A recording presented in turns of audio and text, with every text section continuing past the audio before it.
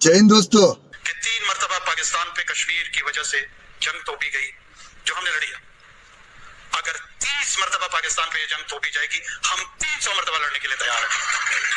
मेरी ख्वाहिश है अगर काश ही पाकिस्तान का कोई केयर टेकर प्राइम मिनिस्टर या कोई प्राइम मिनिस्टर तालीम की बात करता, एक्सपोर्ट की बात करता, आर्टिफिशियल इंटेलिजेंस की बात करता। ठीक है, लोग 300 जंगे लड़े, क्यों भाई? हम क्यों लड़े 300 जंगे? पहले नंबर पे तो मुझे ये बताओ कि तुम्हें मैंडेट किसने दिया कि तुम ये जाके स्टेटमेंट दे रहे हो कि हम 300 जंगे लड़ेंगे? साहब जो है 1 2 3 बार नहीं, बल्कि उनका कहना ये है कि वो 300 बार कश्मीर के लिए भारत के साथ जंग करने को तैयार है। और मेरा ख्याल है कि ये सुनकर यकीनन प्राइम मिनिस्टर मोदी और उनके साथी मिनिस्टर अमित शाह साहब यकीनन खुश हो गए होंगे और कह रहे होंगे कैसे लोग हैं ये। सारी जंगें आपने शुरू की और सारी जंगें आपने हारी। ये पाकिस्तान एक ऐसा मुल्क है जिसका 60% जिस्म का हिस्सा कट चुका है 70s में।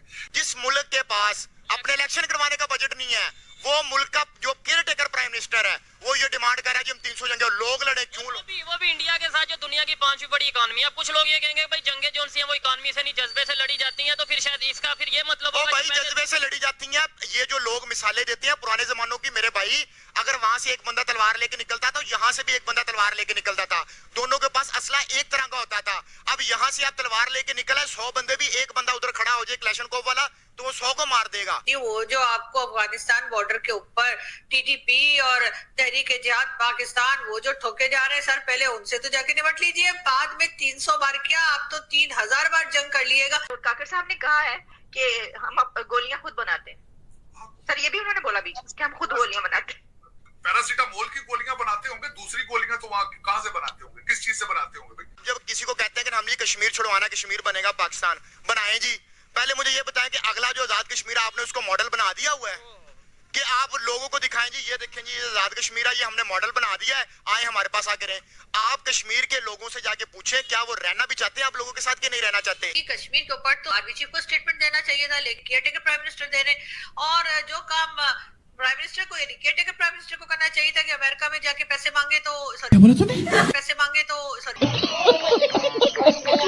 अमेरिका जाके बात करे तो वो काम जो आर्मी चीफ कर रहे। तो मेरा जवाब ये है कि जी आपने पहले कभी देखा है कि अमेरिका हो, चाहे कोई भी कंट्री हो, चाहे गल्फ कंट्रीज हो, चाहे चाइना हो, आपने कभी देखा है कि वो हमारे प्राइम मिनिस्टर्स को मुंह लगाते हो? कभी भी नहीं। ऐसे मतलब लिफ्ट ही नहीं कराते हैं, चाहे वो पैसा मांगने गए हो, चाहे वो आटा मांगने गए हो, चाहे वो चावल मांगने गए हो, चाहे वो वैसे ही मिलने गए हो। लेकिन नहीं, ऐसा पता नहीं प्राइम मिनिस्टर्स के साथ क्या प्रॉब्लम है हमारी कि कोई ना मिलना चाहता है ना कोई देना चाहता है। दीदी वाह दीदी। कोई बात करता कि चाइना से बिजनेस सारा दुनिया में जा रहा है, निकल निकल के कोई पाकिस्तान में भी आ जाए।